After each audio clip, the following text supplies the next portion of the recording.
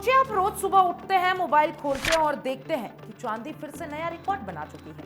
कल तक जो चांदी 2 लाख के आसपास थी, आज वही 2,68,000 के पार ट्रेड कर रही है।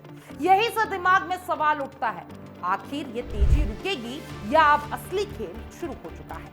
आज तारीख 14 जनवरी 2026 है और बाजार में चांदी करीब 2,70,000 के आसपास ट्रेड कर रही है। दिन में भाव ऊपर नीचे हो सकते हैं, लेकिन इसका मतलब ये नहीं कि तस्वीर बदल गई है। मार्केट मिनटों में बदल जाता है, लेकिन ट्रेंड और लेवल धीरे धीरे बनते हैं। अगर हम पीछे देखें तो चांदी ने एक के बाद एक हर लेवल तोड़ दिया है, चाहे वो 1,40,000 का हो या फिर 1,70,000 का हो, 2 लाख रहा हो या फिर 2.5 लाख का आंकड़ा रहा हो। हर बार लोगों ने कहा कि अब गिरावट आएगी, लेकिन हर बार चांदी ने सबको गलत साबित कर दिया। जो लोग डरकर बाहर निकल गए वो पछताते रह गए, और जिन्होंने धैर्य रखा उनकी पूंजी आज दोगुनी से भी ज्यादा हो चुकी है। अब सबसे बड़ा सवाल यही है, क्या यहां से भी चांदी ऊपर जाएगी या फिर अब रिवर्सल आएगा?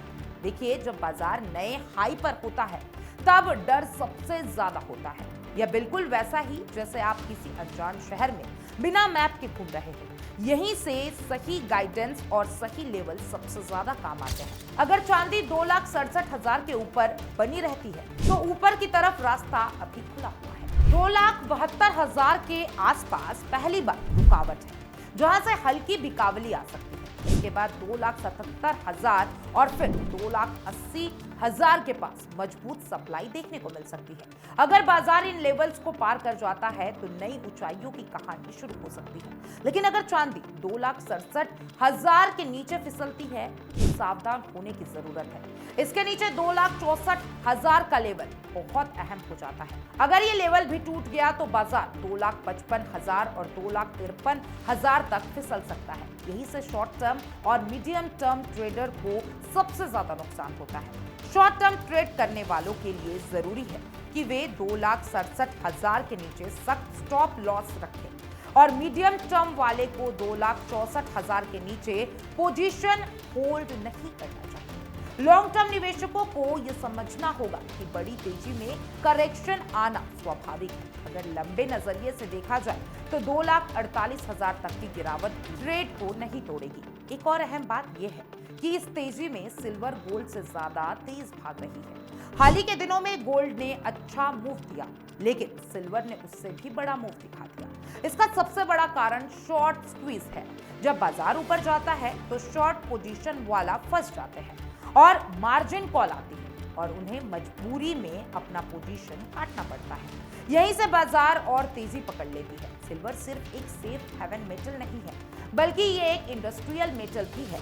Solar panel, electronic vehicle, mobile phone और AI टेक्नोलॉजी में सिल्वर का इस्तेमाल लगातार बढ़ रहा है। इस वजह से इसकी डिमांड सिर्फ डर के समय नहीं बल्कि विकास के समय भी बनी रहती है। मार्केट में हमेशा 3 तरह के लोग होते हैं। कुछ लोग हमेशा तेजी दिखाते हैं, कुछ लोग हमेशा मंदी देखते हैं, लेकिन जो सफल होता है वे हालात के हिसाब से खुद को बदलता है। मार्केट बदलती है तो वे भी बदल जाएगा, और यही प्रोफेशनल ट्रेडिंग की असली पहचान है। अगर आपने शॉर्ट टर्म या मीडियम टर्म में अच्छा मुनाफा बना लिया है तो लालच से बचना जरूरी है। प्रॉफिट बुक करना कोई गुनाह नहीं होता है, स्टॉप लॉस ट्रेल करना समझदारी होती है। बिना प्लान के एंट्री और बिना स्टॉप लॉस के ट्रेडिंग सबसे बड़ा खतरा है। चांदी आपको अमीर भी बना सकती है और एक गलत फैसले में खेल से बाहर भी कर सकती है। इस समय बाजार में तेजी है, लेकिन जोखिम भी उतना ही बड़ा है।